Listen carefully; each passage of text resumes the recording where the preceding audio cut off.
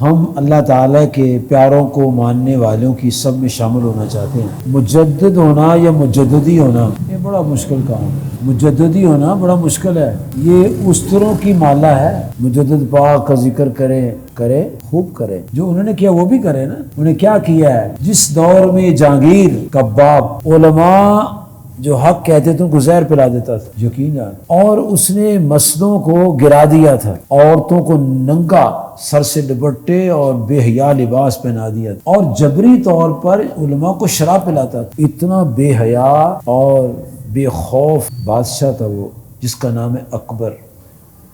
اس نے اپنے ایک دین نکال لیا تھا، دین الہی اس کا نام تھا۔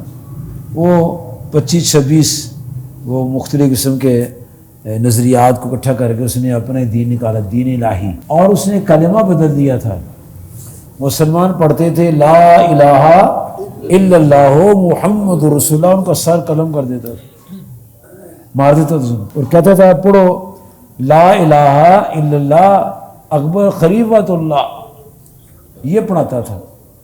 بڑا ظالم آدمی تھا۔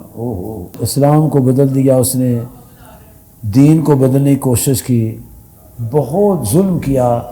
1000 سے لے کر 1014 ہجری تک 14 سال وہ دن آتا رہا۔ ہمارے کسی نے 14 سال یعنی نکالے، 8 سال 10 سال آتے رہے جاتے رہے آتے رہے جاتے رہے، مسلسل 14 سال اس نے ظلم کیا۔ اس نے اپنی ہندو عورتوں کو داخل کر لیا روم کے اندر، مغلوبہ تھا۔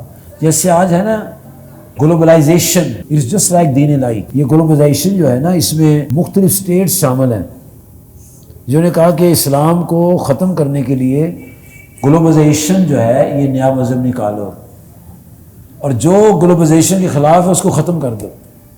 کہتے ہیں یہ بغاوت ہو رہی گلوبلائزیشن کے خلاف ہے، اسلام کا نام لینا گلوبلائزیشن کے خلاف ہے۔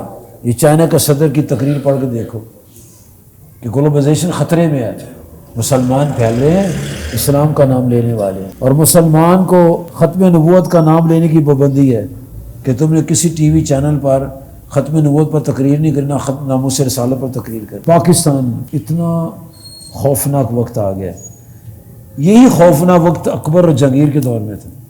اکبر نے بڑی مسجدیں گرا دی تھی، توبہ توبہ، اور جو سجدہ نہیں کرتا اس کو مار دیتا تھا۔ اور یہ اللہ تعالیٰ کی خاص کرم نوازی تھی کہ مجدد پاک رحمۃ اللہ علیہ پر زور نہیں چلتا تھا۔ کیوں؟ وہ صاحب استقامت تھے۔